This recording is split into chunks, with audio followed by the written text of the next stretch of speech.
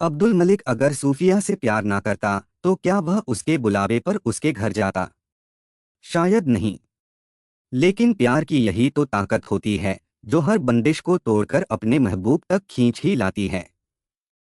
सूफिया तो पहले ही उसकी दीवानी थी, जिसने अपने घर वालों के जुल्मों के बावजूद अपने प्यार को नहीं छोड़ा। दोनों ने ठान लिया था कि दुनिया से लड़ेंगे, मगर उनकी मोहब्बत की राह में ऐसा तूफान आया जिसकी किसी ने कल्पना भी नहीं की थी। आखिर क्या हुआ था उनके साथ? कौन सी मजबूरी या साजिश उनके इश्क के खिलाफ खड़ी हो गई? चलिए जानते हैं इस कहानी की पूरी हकीकत इस वीडियो में। नमस्कार मेरे प्यारे भाइयों और बहनों, मैं विवेक कुमार। क्राइम की कहानी के नए एपिसोड में आप सभी लोगों का हार्दिक स्वागत है। कहानी में आगे बढ़ने से पहले कृपया क्राइम की कहानी चैनल को सब्सक्राइब कर बेल आइकन जरूर दबा लें ताकि मेरे हर वीडियो का नोटिफिकेशन आपको मिलता रहे। तो चलिए आज की कहानी शुरू करते हैं। अब्दुल मलिक का प्रॉपर्टी डीलिंग का कारोबार था, लेकिन कोरोना महामारी के कारण देश भर में लॉकडाउन लगा हुआ था। उसका ऑफिस भी बंद था, जिससे उसका अधिकांश समय घर पर ही बीत रहा था। 4 अप्रैल 2020 की शाम अब्दुल मलिक अपने कमरे में बैठा हुआ था कि अचानक उसका फोन बज उठा। उसने उत्सुकता से मोबाइल स्क्रीन की ओर देखा और उसके चेहरे पर एक मुस्कान खिल उठी। फोन उसकी प्रेमिका सूफिया का था। घर वालों के सामने खुलकर बात करना मुमकिन नहीं था, इसलिए वह तुरंत कमरे से बाहर निकल गया। अब्दुल मलिक लखनऊ के थाना सादतगंज के नौबस्ता मंसूर नगर में रहता था और उसकी प्रेमिका सूफिया का घर महज 100 मीटर की दूरी पर था। बाहर आकर अब्दुल मलिक धीरे धीरे सूफिया से बात करने लगा। उसकी आंखों में घबराहट साफ झलक रही थी। सूफिया ने एक गहरी सांस ली और धीमे स्वर में कहा, अब्बू और भाई ने मेरी पिटाई की है और अब वे तुमसे कुछ बात करना चाहते हैं। उन्होंने तुम्हें अभी घर बुलाया है। बस कुछ देर के लिए आ जाओ। सूफिया की बात सुनते ही अब्दुल मलिक का दिल जोर से धड़कने लगा। चिंता और बेचैनी ने उसे घेर लिया। उसने बिना वक्त गवाए अपने दोस्त अब्दुल वसी को फोन किया और उसे तुरंत बुला लिया। कुछ ही पलों में दोनों दोस्त मोटरसाइकिल पर सूफिया के घर की ओर रवाना हो गए। जब वे वहां पहुंचे तो माहौल अजीब सा था, अत्यधिक शांत मगर भीतर कुछ तूफानी सा था। घर में सिर्फ सूफिया के परिवार के लोग ही नहीं, बल्कि उसके ताऊ सुलेमान भी अपने बेटों रानू और तानू के साथ मौजूद थे। कमरे में पसरी खामोशी में सिर्फ घड़ियों की टिक टिक सुनाई दे रही थी। जैसे ही अब्दुल मलिक और अब्दुल वसी ने घर के अंदर कदम रखा, सभी की निगाहें उन पर टिक गईं, जैसे सभी को सिर्फ उन्हीं का इंतजार था। उनकी नजरों में एक अजीब सी गंभीरता थी, जिससे माहौल और भारी हो गया। कुछ पल की चुप्पी के बाद कमरे के कोने से सूफिया भी बाहर आ गई। सूफिया के बाहर आते ही माहौल और ज्यादा तनावपूर्ण हो गया। उसके भाई दानिश का गुस्सा जैसे चरम पर पहुंच गया। वह तमतमाते हुए खड़ा हुआ और गरजती आवाज में बोला, अभी तुझे कितना समझाया था, लेकिन तुझे कोई बात समझ में नहीं आती है। यार की आवाज सुनते ही बाहर चली आई, लगता है तुझे समझाने का अब कोई और तरीका अपनाना पड़ेगा। अब देखता हूँ तुझे बचाने के लिए कौन आता है। दानिश का गुस्सा थमता नहीं दिख रहा था। उसने सूफिया को एक पल भी नहीं छोड़ा और बर्बरता से उस पर हमला कर दिया। कमरे में रखा डंडा उसकी हाथों में था और वह उसी से सूफिया की पिटाई करने लगा। सूफिया के शरीर पर पहले से मौजूद चोटों और पीड़ा के कारण वह बुरी तरह कराहने लगी। हर एक बार उसके शरीर में गहरी पीड़ा छोड़ जाता और उसकी दर्दनाक आवाजें अब्दुल मलिक के दिल को छील रही थीं। अब्दुल मलिक से अब यह सहन नहीं हुआ। वह सूफिया को बचाने के लिए तुरंत आगे बढ़ा, लेकिन जैसे ही उसने कदम बढ़ाया, दानिश ने उस पर हमला बोल दिया। बहन को छोड़ अब्दुल मलिक को अपने गुस्से का शिकार बनाने के लिए दानिश ने उसे अपना लक्ष्य बना लिया। सूफिया जो दर्द में कराह रही थी, अब अपने प्रेमी को बचाने के लिए संघर्ष कर रही थी, लेकिन उसकी ताकत टूट चुकी थी। उससे पहले ही सूफिया के पिता उस्मान और ताऊ सुलेमान आ पहुंचे। उनका चेहरा गुस्से से भरा था और उन्होंने बिना कोई देर किए सूफिया को धक्का देकर अलग गिरा दिया। उसके बाद दोनों ने मिलकर अब्दुल मलिक पर हमला करना शुरू कर दिया। अपने दोस्त को बचाने के लिए वसी आगे आया, लेकिन जैसे ही वह उनकी मदद के लिए बढ़ा, सुलेमान के दोनों बेटे रानू और तानू उसकी राह में आ खड़े हुए।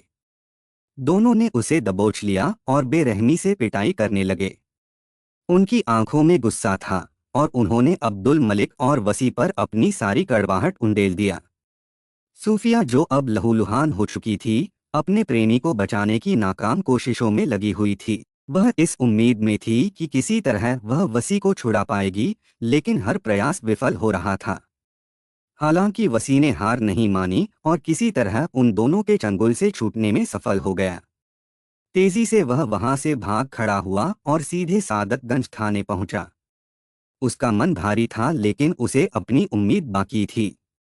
लॉकडाउन के बावजूद पुलिस प्रशासन पहले से ही परेशानी में था और अब्दुल वसी का आना जैसे एक नई चुनौती लेकर आया था। जैसे ही वह थाने पहुंचा, वहां एडिशनल डीसीपी वेस्ट विकास चंद्र त्रिपाठी और एसीपी अनिल कुमार यादव अपनी टीम के साथ सर्किल के पुलिसकर्मियों के साथ मीटिंग कर रहे थे। अब्दुल वसी खुद घायल होने के बावजूद अपनी जिम्मेदारी को समझते हुए एडिशनल डीसीपी वेस्ट विकास चंद्र त्रिपाठी को घटना की जानकारी देने में देर नहीं किया। वह अपनी स्थिति से बिल्कुल भी विचलित नहीं हुआ, क्योंकि उसे समझ में आ गया था कि इस मामले की गंभीरता को देखते हुए तत्काल कार्रवाई की जरूरत है। विकास चंद्र त्रिपाठी ने स्थिति को पूरी गंभीरता से लिया और थाना प्रभारी को तुरंत मौके पर रवाना कर दिया, ताकि और कोई अप्रिय घटना न घट सके। लेकिन अब्दुल वसी की चिंता यहीं खत्म नहीं हुई। उसने अपने दोस्त अब्दुल मलिक के पिता अब्दुल करीम को भी फोन कर घटना की सूचना दिया। यह खबर सुनते ही करीम का दिल बैठ गया। अपने बेटे की पिटाई की खबर ने उसे पूरी तरह से हिला दिया था। गुस्से और घबराहट के साथ वह अपने परिवार के साथ अब्दुल मलिक के घर की ओर दौड़ा, लेकिन उसे क्या मालूम था कि वहां उसका स्वागत कुछ और ही होने वाला था। जब करीम और उसके परिवार वाले उस्मान के घर पहुंचे, तो वहां पहले से ही पुलिस मौजूद थी। घर का माहौल बेहद गमगीन था। उस्मान के घर में एक खौफनाक दृश्य था। अब्दुल मलिक और सूफिया की लाशें खून से सनी पड़ी थीं और उनके शवों के आसपास खून से सने डंडे और ईंटें बिखरी हुई थीं। यह दृश्य यह साफ तौर पर बता रहा था कि दोनों की निर्मम हत्या की गई थी। उनके शरीर पर चोटों के निशान थे और यह प्रतीत हो रहा था कि उन्हें बेरहमी से डंडों से पीट पीट कर मारा गया था। जवान बेटे की लाश देखकर अब्दुल करीम का कलेजा गले में अटक गया। वह बिलख बिलख कर रोने लगे, जैसे पूरी दुनिया उनके सिर पर आ गिरी है। पुलिस ने जब उस्मान से उन दोनों हत्याओं के बारे में पूछताछ की, तो उसने बड़ी सहजता से यह स्वीकार कर लिया कि उसने ही अपनी बेटी सूफिया और अब्दुल मलिक की निर्मम हत्या की है। इस रहस्यमयी स्वीकारोक्ति के बाद पुलिस ने उस्मान को तुरंत हिरासत में ले लिया। घटनास्थल पर पहुंचे थाना प्रभारी ने उच्च अधिकारियों को इस दिल दहला देने वाले दोहरे हत्याकांड की जानकारी दिया। सूचना मिलते ही एडिशनल डीसीपी पश्चिम विकास चंद्र त्रिपाठी और एसीपी अनिल कुमार यादव मौके पर पहुंच गए। दोनों ने घटनास्थल का बारीकी से निरीक्षण किया और आरोपी उस्मान से पूछताछ किया। पुलिस ने वहां से सारे अहम सबूत एकत्र कर लिए, ताकि मामले की गहराई में जाकर सच्चाई को बेनकाब किया जा सके। अब्दुल मलिक की हत्या की भयावह सूचना मिलते ही उसके घर में जैसे तूफान आ गया। उसकी पत्नी का रो रो कर बुरा हाल था, बार बार बेहोश हो जाती थी और महिलाएं किसी तरह उसे संभालने की कोशिश कर रही थीं। यह दृश्य बेहद दिल दहला देने वाला था। इस दोहरे हत्याकांड की खबर जैसे ही मोहल्ले में फैली, उस्मान के घर के सामने लोगों की भीड़ जमा हो गई। हालांकि लॉकडाउन के चलते एक साथ इकट्ठा होने की अनुमति नहीं दी गई और पुलिस ने अधिकांश लोगों को उनके घर वापस भेज दिया। फिर भी जो मृतकों के नज़दीकी रिश्तेदार मौके पर थे, उन्हें सोशल डिस्टेंसिंग के निर्देश के तहत 1 मीटर की दूरी पर खड़ा किया गया। पुलिस ने पूरी तरह से जरूरी कार्रवाई किया और अब्दुल मलिक और सूफिया के शवों को पोस्टमार्टम के लिए भेज दिया। उस्मान ने अपनी बेटी सूफिया और उसके प्रेमी अब्दुल मलिक की हत्या अकेले ही करने की बात स्वीकार की थी, लेकिन पुलिस को यह बात संदेहजनक लगी। कैसे अकेला आदमी 2 लोगों की हत्या कर सकता है, वह भी डंडे से पिटाई करके? इस सवाल ने पुलिस को उसकी कहानी पर शक करने पर मजबूर कर दिया। पुलिस ने जब उस्मान से सख्ती से पूछताछ की, तो उसने अंततः सच्चाई उगल दिया। उस्मान ने बताया कि इस खौफनाक हत्या में उसका बेटा दानिश भी शामिल था। इसके अलावा उसने यह भी खुलासा किया कि इस दोहरे हत्याकांड में उसके बड़े भाई सुलेमान के दोनों बेटे रानू और तानू भी शामिल थे। पुलिस ने बिना वक्त गवाए दानिश को हिरासत में ले लिया। इसके बाद पुलिस ने सुलेमान के घर दबिश दी और उसे और उसके बेटे रानू को गिरफ्तार कर लिया। हालांकि सुलेमान का दूसरा बेटा तानू फरार हो गया था। पुलिस उसकी तलाश में जुटी हुई थी ताकि उसे भी जल्द से जल्द कानून के दायरे में लाया जा सके। चारों आरोपियों को गिरफ्तार कर पुलिस थाने ले आई। जब उनसे अब्दुल मलिक और सूफिया की हत्या के बारे में पूछताछ की गई तो उन्होंने जो कहानी सुनाई वह एक दर्दनाक और दिलचस्प प्रेम कहानी के रूप में सामने आई, जो इस प्रकार थी। उत्तर प्रदेश की राजधानी लखनऊ का एक थाना है सादतगंज, जो शहर के बीच स्थित है। इस थाने के अंतर्गत आता है नौबस्ता मंसूर नगर, जहां अब्दुल मलिक अपनी पत्नी और 4 बच्चों के साथ रहता था। वह प्रॉपर्टी डीलिंग का काम करता था और उसका घर उस्मान और सुलेमान के घर से महज 100 मीटर की दूरी पर था। अब्दुल मलिक के पिता अब्दुल करीम और सुलेमान की आपस में अच्छी दोस्ती थी और पारिवारिक रिश्तों के कारण वे अक्सर एक दूसरे के घर आते जाते थे। अब्दुल मलिक भी उनके घर आता जाता था और यहीं पर उसकी मुलाकात उस्मान की 19 वर्षीय बेटी सूफिया से हुई। सूफिया बहुत खूबसूरत थी और उसकी मासूमियत और आकर्षण ने अब्दुल मलिक का दिल जीत लिया। हालांकि अब्दुल मलिक 32 साल का था और शादीशुदा था, लेकिन इसने उसकी आंतरिक भावनाओं को नज़रअंदाज नहीं किया। सूफिया की छवि अब्दुल मलिक के दिल में बस गई और यह लगभग 1 साल पहले की बात थी जब यह प्रेम कहानी की शुरुआत हुई। सूफिया जवानी के उफान पर थी, उसकी आंखों में हसरतों के नशे में डूबे ख्वाब थे, जैसे वह दुनिया की सारी खुशियां छूने के लिए तैयार हो।